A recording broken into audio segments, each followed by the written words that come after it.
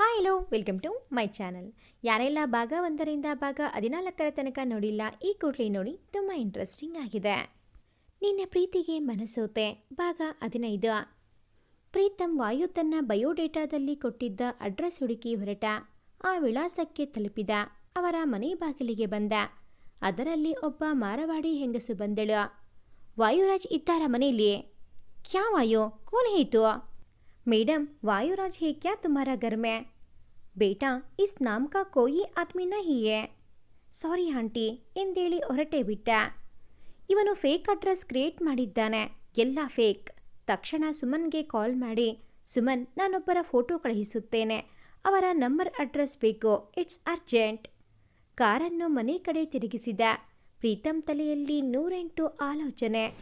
ವಾಯು ನನಗೆ ಒಳ್ಳೆ ಅಣ್ಣ ಎಂದು ಭಾವಿಸಿದ್ದೆ, ನನಗಾಗಿ ಬಂದ ಆಪದ್ಬಾಂಧವ ಅಂದುಕೊಂಡಿದ್ದೆ. ಆದರೆ ಮಾಡಿದ್ದೇನೋ ಮೋಸ. ಅವನು ಎಲ್ಲೇ ಇರಲಿ, ನಾನು ಹುಡುಕದೇ ಬಿಡಲ್ಲ. ವಾಯು ಬಗ್ಗೆ ಹರೀಶ್ ಅಂಕಲ್ಗೆ ಮೊದಲೇ ತಿಳಿದಿತ್ತೇನೋ. ಆ ಕಾರಣಕ್ಕೆ ಅವರು ನನ್ನ ಜೊತೆ ಜಗಳ ಆಡಿದ್ದರು ಅಲ್ವಾ. ಆಮೇಲೆ ಏನೇನೋ ಆಯಿತು. ಆದರೂ ವಾಯು ಬಗ್ಗೆ ಏಕೆ ಅಂಕಲ್ ಏನು ಹೇಳಲಿಲ್ಲ? ಇದೆಲ್ಲದರ ಹಿಂದೆ ಏನೋ ಕಾರಣವಿದೆ, ಅದೊಂದು ಸತ್ಯ. ಅಂಕಲ್ ಬಲವಾಗಿ ನಮ್ಮಲ್ಲಿ ಏನೋ ಮುಚ್ಚಿಡುತ್ತಿದ್ದಾರೆ. ಯೋಚಿಸುತ್ತಲೇ ಮನೆಗೆ ಬಂದೆನು. ಮನೆಯಲ್ಲೇ ಅವನಿಗಾಗಿಯೇ ಕಾಯುತ್ತಿದ್ದಳು ಅವನ ಮುದ್ದಿನ ಮಡದಿಯೇ. ಅವನ ಸಪ್ಪಗಾಗಿರೋ ಮುಖ ನೋಡಿ ಅವನ ಕೆನ್ನೆ ತಟ್ಟಿ, ಪ್ರೀತಮ್, ಏನಾಯ್ತು? ಯಾಕೆಷ್ಟು ಸಪ್ಪಗಾಗಿದ್ದೀರಾ? ಏನಾದರೂ ಪ್ರಾಬ್ಲಮ್ಮಾ? ಅವಳಿಗೆ ನಿಜ ತಿಳಿಸಲು ಮನಸ್ಸಾಗದೆ, ಏನಿಲ್ಲ ಮುದ್ದು, ವರ್ಕ್ ಲೋಡ್ ಅಷ್ಟೇ. ತುಂಬ ದಿನದ ಮೇಲೆ ಆಫೀಸ್ಗೆ ಹೋಗಿದ್ದೆ ಅಲ್ವಾ, ಅದಕ್ಕೆ ಸ್ವಲ್ಪ ಸುಸ್ತಾಗಿದೆ. ಹೌದಾ, ನೀವು ಫ್ರೆಶ್ ಆಗಿ, ನಾನು ಕಾಫಿ ಮಾಡಿಕೊಂಡು ರೂಮಿಗೆ ಬರುತ್ತೇನೆ. ರಶ್ಮಿ ಕಾಫಿ ಹಿಡಿದು ರೂಮಿಗೆ ಬಂದಾಗ ಪ್ರೀತಮ್ ವಿನಯ್ಗೆ ವಿಷಯ ತಿಳಿಸಿ ಬಾಲ್ಕನಿ ಬಳಿ ದೀರ್ಘ ಆಲೋಚನೆಯಲ್ಲಿ ಮುಳುಗಿದ್ದ. ಪ್ರೀತಮ್ ಎಂದು ಎಷ್ಟೇ ಬಾರಿ ಕರೆದರೂ ತನ್ನ ಯೋಚನೆಯಿಂದ ಹೊರಬರಲೇ ಇಲ್ಲ. ಇವರೇನು ಯಾವ ಲೋಕದಲ್ಲಿ ಇದ್ದಾರೆ?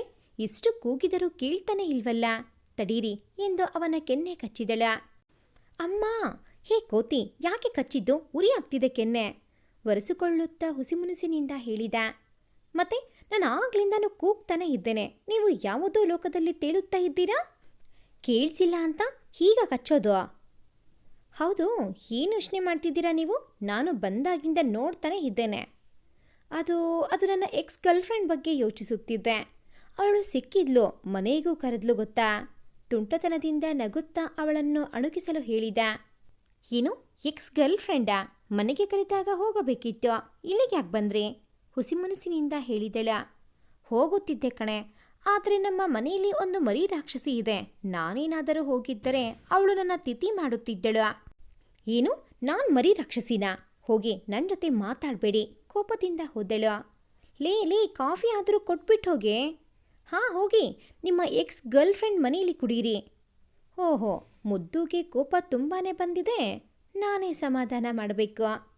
ಊಟ ಮುಗಿಸಿ ರಶ್ಮಿ ಪ್ರೀತಮ್ ರೂಮಿಗೆ ಬಂದರು. ರಶ್ಮಿ ಇನ್ನೂ ಕೋಪದಲ್ಲಿ ಇದ್ದಳ. ಆಗ ಪ್ರೀತಮ್, ಯಾರಿಗೋ ಇಷ್ಟ ಅಂತ ಡೈರಿ ಮಿಲ್ಕ್ ಚಾಕ್ಲೇಟ್ಸ್ ತಂದಿದ್ದೆ.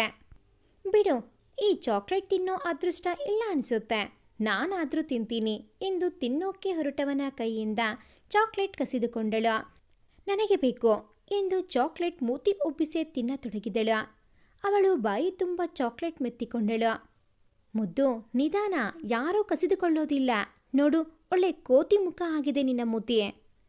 ಅವಳ ಬಾಯಿ ಒರೆಸಿ ಮೂಗು ಹಿಂಡಿ, ನನ್ನ ಮುದ್ದು ಮರಿ ರಾಕ್ಷಸಿ, ಇಷ್ಟು ಮುದ್ದು ಮುದ್ದಾಗಿ ಚಾಕ್ಲೇಟ್ ತಿನ್ನುತ್ತಿದ್ದರೆ ನನಗೂ ತಿನ್ನಬೇಕು ಅನಿಸುತ್ತಿದೆ. ಅವಳನ್ನು ಹತ್ತಿರಕ್ಕೆ ಎಳೆದುಕೊಂಡು ನುಡಿದ. ಪ್ರೀತಮ್, ಚಾಕ್ಲೇಟ್ ಖಾಲಿಯಾಯಿತು. ಚಿಕ್ಕ ಮಕ್ಕಳ ಹಾಗೆ ನುಡಿದಳು. ಖಾಲಿ ಆದರೆ ಏನಂತೆ, ನಿನ್ನ ತೊಟ್ಟಿಗೆ ಮೆತ್ತಿರೋ ಚಾಕ್ಲೇಟ್ ಇದೆ ಅಲ್ಲ, ಅದೇ ತಿಂತೀನಿ, ತುಂಟತನದಿಂದ ಹೇಳಿದ. ಪ್ರೀತಮ್, ಬಿಡಿ, ನಾನು ಮಲಗಬೇಕು. ಮುದ್ದು, ಪ್ಲೀಸ್ ಮುದ್ದು. ಪ್ರೀತಮ್, ಇತ್ತೀಚೆಗೆ ತುಂಬ ತುಂಟರಾಗಿದ್ದೀರಾ ನೀವು, ಬಿಡಿ. ಅವನಿಂದ ಬಿಡಿಸಿಕೊಂಡು ಮಲಗಿದಳ. ಪ್ರೀತಮ್, ನಾಳೆ ಅಪ್ಪ ಅಮ್ಮ ಅಣ್ಣ ಎಲ್ಲ ಮೌನಿಷ್ಯ ಮನೆಗೆ ಹೆಣ್ಣು ನೋಡೋ ಶಾಸ್ತ್ರಕ್ಕೆ ಹೋಗುತ್ತಿದ್ದಾರೆ. ನೀವು ಬರ್ತೀರಲ್ವಾ? ಹಾಂ ಮುದ್ದು, ಬರ್ತೀನಿ, ವಿನಯ್ ಹೇಳಿದ್ದಾನೆ. ಹಾ ಎಂದು ಅವನ ಎದೆಯ ಮೇಲೆ ತಲೆ ಇಟ್ಟು ನೆಮ್ಮದಿಯ ನಿದರೆಗೆ ಜಾರಿದ್ದಳ. ಮಧ್ಯರಾತ್ರಿ ಪ್ರೀತಮ್ಗೆ ಕಾಲ್ ಬಂತು. ಪ್ರೀತಮ್ ರಶ್ಮಿಳನ್ನ ಮಲಗಿಸಿ ಬಾಲ್ಕನಿ ಬಳಿ ನಡೆದ. ಹೇಳು ಸುಮನ್, ವಾಯು ಬಗ್ಗೆ ಏನಾದರೂ ವಿಷಯ ತಿಳಿಯಿತಾ ನಿನಗೆ? ಹಾ ಪ್ರೀತಮ್, ಬೆಂಗಳೂರಿನಿಂದ 10 ಕಿಲೋಮೀಟರ್ ದೂರದಲ್ಲಿ ಇರೋ ಕೆಲೋನ್ ಲೇಔಟ್ ಹತ್ತಿರ ಒಂದು ಬಂಗಲೆ ಇದೆ. ಅದೇ ಅವರ ಮನೆ. ಸುಮನ್, ನಾಳೆ ಮಾರ್ನಿಂಗ್ ಹೋಗೋಣ, ಓಕೆನಾ? ಯಾ ಪ್ರೀತಮ್, ಲೇಟ್ ಆಯಿತು, ಮಲಗೋ, ಬಾಯ್, ಗುಡ್ ನೈಟ್. ವಾಯು, ನಿನ್ನ ಸಂಹಾರಕ್ಕೆ ಸಮಯ ಬಂದಾಯ್ತು ಕಣ. ಇನ್ನು ನಾನು ನಿನ್ನ ಬಿಡಲ್ಲ. ಬೆಳಗ್ಗೆ ಎದ್ದು ರಶ್ಮಿ ಅಂದವಾದ ಸೀರೆಯೊಂದನ್ನು ಹುಟ್ಟು ರೆಡಿಯಾಗುತ್ತಿದ್ದಳು. ಅವಳ ಸೊಂಟ ಬೆಳೆಸಿ ಅವಳ ಭುಜದ ಮೇಲೆ ತಲೆಯನ್ನಿಟ್ಟು, ಮುದ್ದು, ಸಾರಿ, ನಾನು ಮನುಷ್ಯ ಮನೆಗೆ ಬರೋದಕ್ಕೆ ಆಗಲ್ಲ, ಆಫೀಸ್ನಲ್ಲಿ ತುಂಬ ವರ್ಕ್ ಇದೆ. ನಿಜ ಹೇಳಿದರೆ ಎಲ್ಲಿ ಅವಳು ತನ್ನೊಂದಿಗೆ ಹೊರಡುತ್ತಾಳೆ ಎಂದು ಸುಳ್ಳೊಂದು ನುಡಿದಿದ್ದ. ಪ್ರೀತಮ್, ನಿನ್ನೆ ಬರ್ತೀನಿ ಅಂತ ಹೇಳಿದ್ರಿ? ಹ್ಞೂ ಮುದ್ದು, ಆದರೆ ನಿನಗೆ ಗೊತ್ತಲ್ವಾ ವರ್ಕ್ ಪ್ರೆಷರ್ ಎಷ್ಟಿದೆ ಎಂದು. ಸರಿ, ನಾನೊಬ್ಬಳೇ ಹೋಗಿ ಬರುತ್ತೇನೆ. ಡ್ರೈವರ್ ಕಾರ್ತಿಕ್ಗೆ ಹೇಳಿದ್ದೀನಿ, ಅವನು ನಿನ್ನ ಕರೆದುಕೊಂಡು ಹೋಗುತ್ತಾನೆ. ಈಗ ನಾನು ಹೊರಡುತ್ತೇನೆ, ಹುಷಾರು ಮುದ್ದು. ಸರಿ ಪ್ರೀತಮ್, ನಾನು ಹೊರಟೆ ಈಗ, ಅಮ್ಮ ಕಾಯುತ್ತಿರುತ್ತಾರೆ. ಪ್ರೀತಮ್ ತನ್ನ ಕೆಲಸದ ಕಡೆ ನಡೆದ. ರಶ್ಮಿ ತನ್ನ ತವರು ಮನೆ ಕಡೆ ಪಯಣ ಬೆಳೆಸಿದಳು. ಸುಮನ್, ಹೊರಡೋಣ ಎಂದೇಳಿ ಇಬ್ಬರು ವಾಯು ಮನೆ ಕಡೆ ಹೊರಟರು. ಹೋಗುವ ದಾರಿಯಲ್ಲಿ ಪ್ರೀತಮ್ಗೆ ಕಾಲ್ ಬಂತು ವಿನಯ್ ಕಡೆಯಿಂದ. ಹಲೋ ಪ್ರೀತಮ್, ಎಲ್ಲಿದ್ದೀರಾ ನೀವು? ನಾವು ಮೌನಿಷ್ಯ ಮನೆಗೆ ಹೋಗಲು ನಿಮಗಾಗಿ ಕಾಯುತ್ತಿದ್ದೇವೆ. ವಿನಿ, ನಾನು ಬರೋದಿಲ್ಲ, ಇಂಪಾರ್ಟೆಂಟ್ ಕೆಲಸವಿದೆ. ರಶ್ಮಿ ಬಂದಿದ್ದಾಳೆ ಅಲ್ವಾ? ರಶ್ಮಿ ಬರಲಿಲ್ಲ ಪ್ರೀತಮ್. ಏನು ಹೇಳ್ತಿದೀಯ ವಿನಿ? ರಶ್ಮಿ ಬರಲಿಲ್ವಾ? ಅವಳು ಹೊರಟೆ ಆಗಲೇ 2 ತಾಸು ಆಗಿತ್ತು. ಜಸ್ಟ್ ಹಾಫ್ ಅನ್ ಅವರ್ ದಾರಿ ನಮ್ಮ ಮನೆಯಿಂದ ನಿಮ್ಮ ಮನೆಗೆ, ಇನ್ನೂ ಯಾಕೆ ಬರಲಿಲ್ಲ? ಪ್ರೀತಮ್, ನಾನು ರಶ್ಮಿಳಿಗೆ ಕಾಲ್ ಮಾಡಿದೆ, ಸ್ವಿಚ್ ಆಫ್ ಬರುತ್ತಿದೆ ಅವಳ ಮೊಬೈಲ್. ಸರಿ ವಿನಯ್, ನಾನು ಡ್ರೈವರ್ಗೆ ಕಾಲ್ ಮಾಡ್ತೀನಿ ಎಂದೇಳಿ ಕಟ್ ಮಾಡಿದ.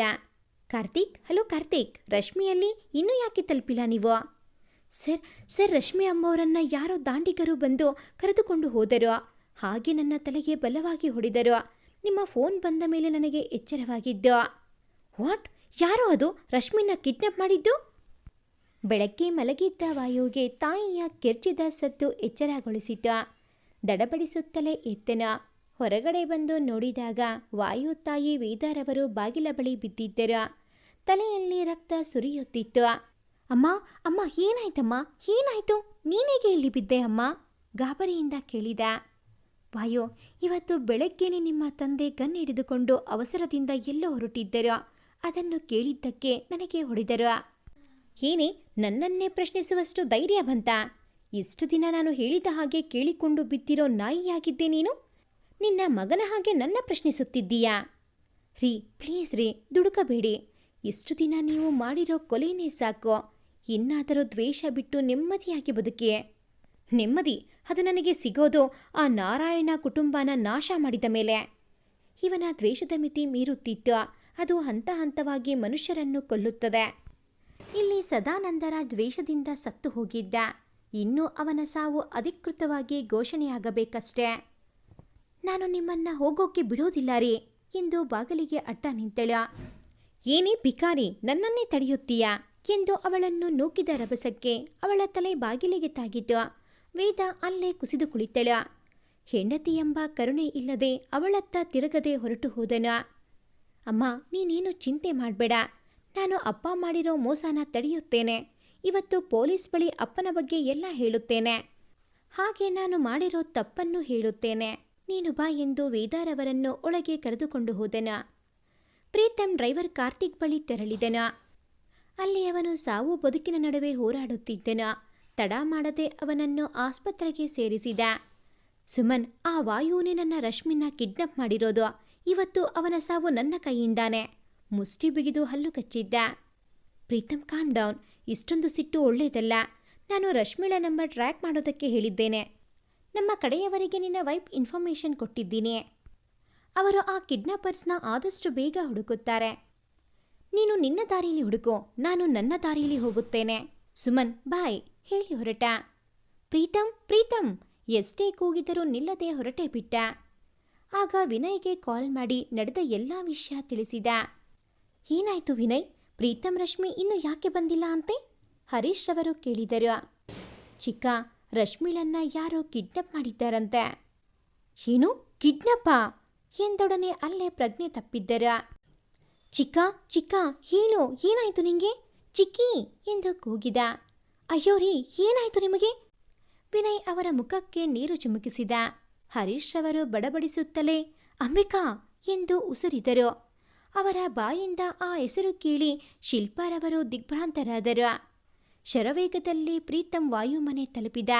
ವಾಯು ಎಂದು ಕೂಗುತ್ತಾನೆ ಮನೆಗೆ ನುಗ್ಗಿದ್ದ. ಆಗ ವೇದಾರವರು, ಯಾರಪ್ಪ ನೀನು, ಯಾರು ಬೇಕಿತ್ತು? ವಾಯು ಇದ್ದಾನ ಮನೆಯಲ್ಲಿ? ಹೂನಪ್ಪ. ಆ ಸಮಯಕ್ಕೆ ಆಗ ತಾನೇ ಸ್ನಾನ ಮುಗಿಸಿ ವಾಯು ಹೊರಬಂದನು. ಪ್ರೀತಂನನ್ನು ನೋಡಿದವನೇ ಅವನ ಗಂಟಲು ಒಣಗಿತ್ತು. ಸುಧಾರಿಸಿಕೊಂಡು ಅಂಜುತ್ತಲೇ, ಹಾಯ್ ಪ್ರೀತಂ, ನೀನೇನಿಲ್ಲಿ, ಬಾ ಕೂತ್ಕೋ. ಏನ್ ಮಾಡೋದು ಬಾಸ್, ನೀವು ನನ್ನ ಆಫೀಸ್ನಿಂದ ಕಾಣೆ ಆದ್ಮೇಲೆ ನಾನು ನಿಮ್ಮನ್ನು ಹುಡುಕಿ ಬರಬೇಕು ತಾನೇ? ವ್ಯಂಗ್ಯವಿತ್ತು ಅವನ ಮಾತಲ್ಲಿ. ಅದು ಆಫೀಸ್ ಕೆಲಸ, ನಾನು ಬೇರೆ ಕೆಲಸದಲ್ಲಿ ಬ್ಯುಸಿ ಇದ್ದೆ, ಅದಕ್ಕೆ ಆಫೀಸ್ ಕಡೆ ಹೋಗಿಲ್ಲ ಪ್ರೀತಂ. ನನ್ನ ಆಫೀಸ್ನಲ್ಲಿ ನಿನ್ನ ಎಲ್ಲ ಕೆಲಸ ಮುಗಿದ ಮೇಲೆ ನಿಂಗೆ ಮತ್ತೆ ಅಲ್ಲಿ ಏನು ಕೆಲಸ ಇರುತ್ತೆ ಅಲ್ವಾ ಬಾಸ್? ಕಣ್ಣಲ್ಲಿ ಕಣ್ಣಿಟ್ಟು ಹೇಳಿದ. ಅವನ ಕಣ್ಣಲ್ಲಿ ಕೋಪವನ್ನು ಅರಿತ ವಾಯು, ಪ್ರೀತಂ, ಅದು ನನ್ನ ಮಾತಿನ್ನೂ ಮುಗ್ದಿಲ್ಲ ಬಾಸ್, ಕೇಳಿ, ರಶ್ಮಿಯಲ್ಲಿ? ನೇರವಾಗಿ ಪ್ರಶ್ನಿಸಿದ. ಪ್ರೀತಂ, ರಶ್ಮಿಳಾ? ಅವರ ಬಗ್ಗೆ ನನಗೇಕೆ ಕೇಳುತ್ತಿದ್ದೀಯಾ? ಗೊಂದಲದಲ್ಲೇ ಪ್ರಶ್ನಿಸಿದ. ನಾಟಕ ಸಾಕು ದಿ ಗ್ರೇಟ್ ವಾಯುರಾಜ್. ನನ್ನ ರಶ್ಮಿ ಎಲ್ಲಿ ಹೇಳು ಮೊದಲು? ಅವಳಿಗೆ ಒಂದು ಸಣ್ಣ ಗಾಯ ಆದರೂ ನಿನ್ನ ಸಾಯಿಸ್ಬಿಡ್ತೀನಿ, ಕೋಪದಿಂದ ಗುಡುಗಿದ ಪ್ರೀತಂ. ಪ್ರೀತಂ, ನನಗೆ ಗೊತ್ತಿಲ್ಲ, ರಶ್ಮಿನ ನಾನು ಕಿಡ್ನಾಪ್ ಮಾಡಿಲ್ಲ, ಪ್ಲೀಸ್ ನನ್ನ ಮಾತು ನಂಬು. ನಿನ್ನ ಮಾತು ನಂಬಿದ್ದಕ್ಕೆ ನಿನ್ನ ಕಿರುಬೆರಳಲ್ಲಿ ಇಟ್ಟಿಕೊಂಡು ಆಡಿಸಿಬಿಟ್ಟೆ. ನನ್ನ ಕಂಪನಿನ ನೆಲಸಮ ಮಾಡಲು ಹೊರಟಿದ್ದೆ. ನನ್ನ ತಂದೆ ತಾಯಿ ಸಾವಿಗೆ ಕಾರಣರಾದವರು ನೀವು. ಈಗ ನನ್ನ ಪ್ರಾಣಕ್ಕಿಂತ ಹೆಚ್ಚಾಗಿ ಪ್ರೀತಿಸೋ ಹೆಂಡತಿನ ಕಿಡ್ನಾಪ್ ಮಾಡಿದ್ದೀರಾ. ಹೇಳು ಲೋಫರ್, ಎಲ್ಲಿ ಬಚ್ಚಿಟ್ಟಿದ್ದೀಯಾ ರಶ್ಮಿನ ಎಂದು ಮುಷ್ಟಿ ಕಟ್ಟಿ ಹೊಟ್ಟೆಗೆ ಗುತ್ತಿದ್ದನು. ವಾಯು ದೂರ ಹೋಗಿ ಬಿದ್ದ. ಅಯ್ಯೋ, ಯಾಕಪ್ಪ ನನ್ನ ಮಗನಿಗೆ ಹೊಡೆಯುತ್ತಿದ್ದೀಯಾ? ಅವನದೇನೋ ತಪ್ಪು ಇಲ್ಲ ಮಗ. ತಾಯಿ ಮಗನನ್ನ ಯಾವ ಕಥೆಯಲ್ಲೂ ಬಿಟ್ಟುಕೊಡಲಿಲ್ಲ ಅಲ್ವಾ? ಅಮ್ಮ, ನಿಮ್ಮ ಮಗನ ಬಗ್ಗೆ ಗೊತ್ತೋ ಗೊತ್ತಿಲ್ಲದೋ ಮಾತನಾಡುತ್ತಿದ್ದೀರಾ. ನನಗೆ ಬೇಕಿಲ್ಲ, ನನಗೆ ಬೇಕಿರೋದು ನನ್ನ ರಶ್ಮಿ. ಇಲ್ಲಪ್ಪ, ಇದೆಲ್ಲ ಅವರ ತಂದೆಯದು ಕೆಲಸ. ನನ್ನ ಮಗ ಅಂಥವನಲ್ಲಪ್ಪ, ಅವನಿಗೆ ಏನೂ ತಿಳಿದಿಲ್ಲ. ಪ್ರೀತಂ, ಪ್ಲೀಸ್ 1 ನಿಮಿಷ ನನಗೆ ಮಾತನಾಡಲು ಅವಕಾಶ ಕೊಡು, ನಿನಗೆ ಎಲ್ಲ ವಿಷಯ ತಿಳಿಸುತ್ತೇನೆ. ಪ್ರೀತಂ, ನಾನು ಫಾರಿನ್ನಿಂದ MBA ಮುಗಿಸಿ ಮನೆಗೆ ಬಂದಿದ್ದೆ. ಆಗ ನನ್ನ ಪೂಜಿತಾ ತಂಗಿ ನಿನ್ನ ಕ್ಲಾಸ್ಮೇಟ್. ಪ್ರೀತಂಗೆ ಪೂಜಿತಾ ಎಂದೊಡನೆ ನೆನಪಾಯಿತು. ನನಗೆ ಪ್ರಪೋಸ್ ಮಾಡಿದಾಗ ನಾನು ಬೈದಿದ್ದೆ ಅಲ್ವಾ, ಅವಳು ವಾಯು ತಂಗಿನಾ? ಅವಳು ಆತ್ಮಹತ್ಯೆ ಮಾಡಿಕೊಂಡಿದ್ದಳು ನಿನ್ನಿಂದ. ನೀನು ಅವಳ ಪ್ರೀತಿ ಒಪ್ಪಿಕೊಳ್ಳದೆ ಅವಳ ಮೇಲೆ ಕೈ ಮಾಡಿದ್ದು ಯಾರೋ ಕಿಡಿಗೇಡಿಗಳು ವಿಡಿಯೋ ಮಾಡಿ ಸೋಷಿಯಲ್ ಮೀಡಿಯಾ ತುಂಬ ಹರಿಬಿಟ್ಟಿದ್ದರು. ಅವಮಾನ ತಾಳಲಾರದೆ ನೀನು ಬಿಗಿದುಕೊಂಡಳು. ಅವಳೆಂದರೆ ನನಗೆ ಪ್ರಾಣ. ಅಪ್ಪ ನಿನ್ನ ಬಗ್ಗೆ ನನ್ನ ಮನಸ್ಸಲ್ಲಿ ದ್ವೇಷದ ಬೀಜ ಬಿತ್ತಿದ್ದರು. ನನ್ನ ತಂಗಿಯ ಸಾವಿಗೆ ಕಾರಣರಾದ ನಿನ್ನನ್ನು ಸುಮ್ಮನೆ ಬಿಡಬಾರದೆಂದು ನಾನು ಮೊದಲು ನಿನ್ನ ಕಂಪನಿ ನೆಲಸಮ ಮಾಡಲು ಪ್ರಯತ್ನಿಸಿದೆ. ಆದರೆ ಅದು ಫಲಿಸಲಿಲ್ಲ. ಅದಕ್ಕೆ ನಿನ್ನ ಹೆಂಡತಿ ನಡುವೆ ಭಿನ್ನಾಭಿಪ್ರಾಯ ತರಲು ಆ ಚಿರಾಂತ್ನ ನಿನ್ನ ಹೆಂಡತಿ ಹೋಗೋ ಕಾಲೇಜಿಗೆ ಸೇರಿಸಿ ಅವಳಿಗೆ ಹತ್ತಿರವಾಗಲು ಹೇಳಿದೆ. ನಿನ್ನ ಹೆಂಡತಿನ ಪಾರ್ಟಿ ನಡೆಯೋ ಸಮಯದಲ್ಲಿ ಕಿಡ್ನಾಪ್ ಮಾಡಿದ್ದೆ. ಕಾರಣ, ಕಳೆದುಕೊಂಡಿರೋ ನೋವು ನಿನಗೆ ಅರಿವಾಗಲಿ ಎಂದು. ನಿನಗೆ ಆಕ್ಸಿಡೆಂಟ್ ಮಾಡಿಸಿದ್ದು ನಾನೇ. ಇದೆಲ್ಲ ಆದ ಮೇಲೆ ನಿನ್ನ ಸ್ನೇಹ ಸಂಪಾದಿಸಿ ನಿನ್ನ ಕಂಪನಿಗೆ ಸೇರಿಕೊಂಡೆ. ನಾನು ಅಂದುಕೊಂಡಂತೆ ನಿನ್ನ ಕಂಪನಿ ನಾಶ ಮಾಡಲು ಅಲ್ಪ ಯಶಸ್ಸಾದೆ. ಇದೆಲ್ಲ ನಾನು ಇನ್ನೂ ಹೇಳುವವನನ್ನು ತಡೆದ.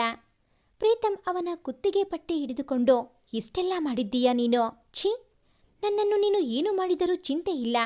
ನನ್ನ ರಶ್ಮಿ ನಡತೆಗೆ ಮಸಿ ಬಳಿಯಲು ಹೊರಟಿದ್ದೆ. ನಿನ್ನ ಇವತ್ತು ಬಿಡಲ್ಲ ನಾನು ಎಂದು ಕೈ ಎತ್ತಿ ಹೊಡೆಯುತ್ತಿರುವವನನ್ನು ವಾಯು ತಡೆದಿದ್ದ.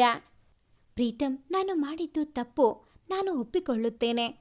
ಆದರೆ ನಾನು ಕೇವಲ ಪೂಜಿತಾಗೋಸ್ಕರ ಈ ತಪ್ಪು ಮಾಡಿದ್ದು. ಆದರೆ ನನ್ನ ತಂದೆ ತಲೆಯಲ್ಲಿ ಬೇರೆಯದೇ ವಿಷಯ ಓಡುತ್ತಿತ್ತು ಎಂದು ನನಗೆ ಗೊತ್ತಿರಲಿಲ್ಲ ಕಣ. ನಿನ್ನ ತಾತ ನನ್ನ ತಾತ ಸ್ವಂತ ಅಣ್ಣ ತಮ್ಮ ಕಣ. ವಾಟ್, ಏನು ಹೇಳ್ತಿದೀಯಾ? ಹೂ ಎಂದು ವಾಯು ದ್ವೇಷಕ್ಕೆ ಕಾರಣ ಎಲ್ಲವನ್ನೂ ಬಿಟ್ಟು ಬಿಡದೆ ಹೇಳಿದ. ಇದು ಪೂಜಿತಾಳಿಂದ ಶುರುವಾದ ದ್ವೇಷ ಅಲ್ಲ. ಆ ವಿಷಯ ನನಗೂ ತಿಳಿದಿಲ್ಲವಾಗಿತ್ತು. ಇದು ನಿಮ್ಮ ತಾತನ ಕಾಲದಿಂದಲೂ ಹುಟ್ಟಿಕೊಂಡ ದ್ವೇಷ. ಪ್ರೀತಂ, ನನಗೆ ನನ್ನ ತಪ್ಪು ಅರಿವಾಗಿದೆ.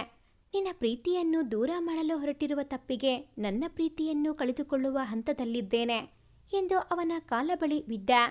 ನನ್ನ ಕ್ಷಮಿಸು. ಈಗ ನಿನ್ನ ರಶ್ಮಿನ ನಾನು ಕಿಡ್ನಾಪ್ ಮಾಡಿಲ್ಲ ಕಣ. ನಾನೇ ನಿನ್ನ ಬಳಿ ನಿಜ ಹೇಳಲು ಹೊರಟಿದ್ದೆ. ಇದಕ್ಕೆಲ್ಲ ಕಾರಣ ನನ್ನ ತಂದೆ ಸದಾನಂದರಾಜ್. ಪ್ರೀತಂ ಎಲ್ಲ ನಿಜ ತಿಳಿದು ಮೂಕನಾಗಿದ್ದ. ಇಷ್ಟಾದರೂ ನಿನಗೆ ನನ್ನ ಮಾತಿನ ಮೇಲೆ ನಂಬಿಕೆ ಇಲ್ಲ ಅಂದರೆ ಇರಲಿ ಬಿಡು. ನಾನೇ ನಿನ್ನ ಹೆಂಡತಿನ ಸುರಕ್ಷಿತವಾಗಿ ನಿನಗೆ ಒಪ್ಪಿಸುತ್ತೇನೆ. ಇದು ನಿನಗೆ ಕೊಡುತ್ತಿರೋ ಮಾತು. ಪ್ರೀತಮ್ ಅವನನ್ನು ಎಬ್ಬಿಸಿ, ಐ ಟ್ರಸ್ಟ್ ಯು. ಯಾವಾಗ ನನ್ನ ರಶ್ಮಿ ಸುರಕ್ಷಿತಳಾಗಿ ಬರುತ್ತಾಳೆ ಎಂದು ಅಲ್ಲಿ ನಿಲ್ಲದೆ ಹೊರಟೇ ಬಿಟ್ಟ. ಸದಾನಂದರಾಜ್ ಎದೆಯಲ್ಲಿ ಶುರುವಾಗಿದ್ದ ದ್ವೇಷದ ಕಿಡಿ ಈಗ ಎಲ್ಲರ ಮನಸ್ಸನ್ನು ಸುಡುತ್ತಿದೆ. ಈಗ ಆ ದ್ವೇಷ ಅವನನ್ನೇ ಸುಡಲು ತಯಾರಾಗಿದೆ. ಯಾರೋ ನೀವೆಲ್ಲ? ನನ್ನ ಕಿಡ್ನಾಪ್ ಮಾಡಿದ್ದೀರಾ? ಬಿಡ್ರೋ, ನನ್ನ ಬಿಡ್ರೋ! ಕೈಗೆ ಕಟ್ಟಿದ್ದ ಹಗ್ಗ ಬಿಚ್ಚಲಾಗದೆ ಕೂಗುತ್ತಿದ್ದಳು ರಶ್ಮಿ. ಹೇ ಹುಡುಗಿ, ಯಾಕಾಗೆ ಗಂಟಲು ಬಿರುಕು ಬಿಡೋ ಥರ ಕಿರ್ಚುತ್ತಿದ್ದೀಯಾ? ಹೇ, ಅವಳ ಬಾಯಿಗೆ ಬಟ್ಟೆ ತುರುಕ್ರೋ. ಅಲ್ಲಿ ಇರೋ ಒಬ್ಬ ಅವಳ ಬಾಯಿಗೆ ಬಲವಂತವಾಗಿ ಬಟ್ಟೆ ತುರುಕಿದ. ಆ ಗುಂಪಿನ ಲೀಡರ್ ಒಬ್ಬ ತನ್ನ ಬೂಟು ಕಾಲಿನ ಸದ್ದು ಮಾಡುತ್ತಾ ಬಂದ. ಅವನು ದಪ್ಪನೆಯ ವ್ಯಕ್ತಿ, ಉದ್ದವಾದ ಗಡ್ಡ, ದೊಡ್ಡ ರೌಡಿ. ರಶ್ಮಿ ಕುಳಿತಿದ್ದ ಚೇರ್ ಮೇಲೆ ಕಾಲಿಟ್ಟ. ಕರ್ಕಶವಾಗಿತ್ತು ಅವನ ಧ್ವನಿ. ಹೇ ಹುಡುಗಿ, ನಾನು ಯಾರಂತ ತಿಳಿತಾ? ಇಲ್ಲವೆಂದು ತಲೆ ಆಡಿಸಿದಳು. ನೆನಪು ಮಾಡಿಕೋ, 4 ವರ್ಷದ ಹಿಂದೆ ಮಹೀಂದ್ರ ಹಾಲ್ ಚೆಸ್ ಕಾಂಪಿಟೇಷನ್. ಗೊತ್ತಾಗಿಲ್ವಾ ಗಿಳಿಮರಿ? ನಾನು ಡೀಟೇಲ್ ಆಗಿ ಹೇಳ್ತೀನಿ ಕೇಳು. ಆ ದಿನ ಚೆಸ್ ಕಾಂಪಿಟೇಷನ್ ನಡೀತಿತ್ತು. Pritam famous chess player. ಹೇಗಾದರೂ ಮಾಡಿ ಅವನಿಗೆ ಸೋಲಿಸಬೇಕೆಂದು ನಾವು ಅವನ ಬ್ಯಾಗ್ನಲ್ಲಿ ಗಾಂಜಾ ಡ್ರಗ್ಸ್ ಇಟ್ಟೆ ಸಿಕ್ಕಾಕಿಸೋದಕ್ಕೆ. ಹಾಗೆ ಪೊಲೀಸ್ಗೆ ನಾವೇ ಕಾಲ್ ಮಾಡಿ ಇನ್ಫಾರ್ಮೇಷನ್ ಕೊಟ್ಟಿದ್ವಿ. ಆದರೆ ಆ ಬ್ಯಾಗ್ನಲ್ಲಿ ಇರೋ ಡ್ರಗ್ಸ್ ಗಾಂಜಾ ನನ್ನ ಬ್ಯಾಗ್ನಲ್ಲಿ ಸೇರಿತ್ತು. ಅದು ಹೇಗೆ? ನಿನ್ನಿಂದಲೇ.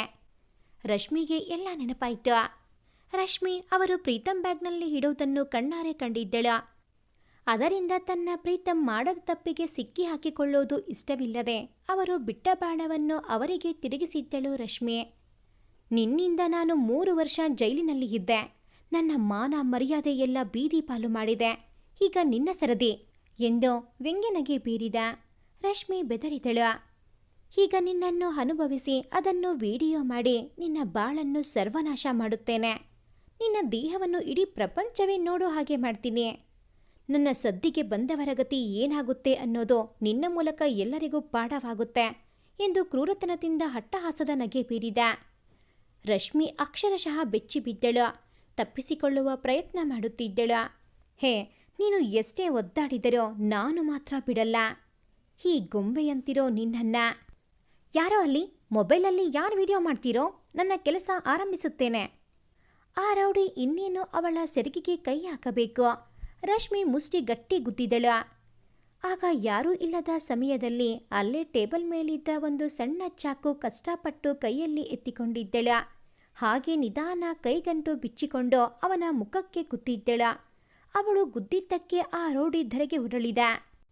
ಅಲ್ಲಿದ್ದ ಬಾಕಿ ಗೂಂಡಾಗಳು ಅವಳನ್ನು ಹಿಡಿಯಲು ಬಂದಾಗ ಅಲ್ಲೇ ಇದ್ದ ಗ್ಲಾಸ್ ಮಗ್ ಅವರೆಡೆ ಎಸೆದು ಓಡಿ ಹೋದಳು. ಅದೊಂದು ಊರಾಚೆ ಇರುವ ಹಾಳು ಬಿದ್ದ ಗೋಡೌನ್ ಆಗಿತ್ತು. ಒಬ್ಬನು ಅವಳನ್ನು ಹಿಡಿದನು. ಅವರ ಕೈಗೆ ಗಟ್ಟಿಯಾಗಿ ಕಚ್ಚಿ ಎದುರಿಸಿರು ಬಿಡುತ್ತಾ ಓಡಿ ಹೋದಳು. ರಶ್ಮಿ ಎದುರಿಗೆ ಬರುತ್ತಿದ್ದ ಕಾರಿಗೆ ಡಿಕ್ಕಿ ಹೊಡೆದಳು. ಸ್ವಲ್ಪ ಏಟಾಯ್ತು. ಕಾರಿನಲ್ಲಿ ಇರುವ ವ್ಯಕ್ತಿಯನ್ನು ನೋಡಿ, ಅಂಕಲ್ ಪ್ಲೀಸ್ ಹೆಲ್ಪ್ ಮಾಡಿ, ಆ ಗೂಂಡಾಗಳು ನನ್ನ ಅಟ್ಟಿಸಿಕೊಂಡು ಬರುತ್ತಿದ್ದಾರೆ. ಆ ವ್ಯಕ್ತಿ ಅಲ್ಲೇ ಇದ್ದ ಬಡಿಗೆ ತೆಗೆದುಕೊಂಡು ಅಲ್ಲಿರುವವರಿಗೆ ಏಟು ನೀಡಿದ. ಅವನ ಏಟಿಗೆ ತತ್ತರಿಸಿದರು ಗೂಂಡಾಗಳು. ಎಲ್ಲರೂ ಓಡತೊಡಗಿದರು. Thank you uncle. ಬಾರಮ್ಮ, ನಿನ್ನ ಎಲ್ಲಿಗೆ ಬಿಡಬೇಕು ಹೇಳು, ನಾನು ಬಿಡುತ್ತೇನೆ. ಸರಿ ಎನ್ನುತ್ತಾ ಅವರ ಕಾರೇರಿ ಕೂತಳು. ನಾಯಿ ನರಿಗಳಿಂದ ತಪ್ಪಿಸಿಕೊಂಡ ರಶ್ಮಿ ಹುಲಿಯ ಬೋನಿಗೆ ಬಿದ್ದಿದ್ದಳು. ಇಷ್ಟಕ್ಕೂ ಆ ಕಾರಿನಲ್ಲಿ ಬಂದವರು ಯಾರು? ಸದಾನಂದರಾಜ್ಗೆ ಶಿಕ್ಷೆ ಆಗುತ್ತಾ? ಮುಂದೆ ಏನಾಗಲಿದೆ? ಕಾಯ್ದು ನಿರೀಕ್ಷಿಸಿ. ಭಾಗ 16 ಮುಂದುವರಿಯುತ್ತದೆ. ಭಾಗ 16ರ ನೋಟಿಫಿಕೇಷನ್ಸ್ ನಿಮಗೆ ಬರಬೇಕು ಅಂತ ಅಂದರೆ ಈ ಕೂಡಲೇ ಈ ಚಾನಲ್ಗೆ ಸಬ್ಸ್ಕ್ರೈಬ್ ಆಗಿ. ಹಾಗೆಯೇ ಈ ಒಂದು ಕತೆ ನಿಮಗೆ ಇಷ್ಟ ಆಗಿದ್ದಲ್ಲಿ ಪ್ಲೀಸ್ ಲೈಕ್ ಮಾಡಿ, ಶೇರ್ ಮಾಡಿ, ಹಾಗೆಯೇ ಕಾಮೆಂಟ್ ಮಾಡೋದನ್ನು ಮರಿಬೇಡಿ. Thanks for watching this video.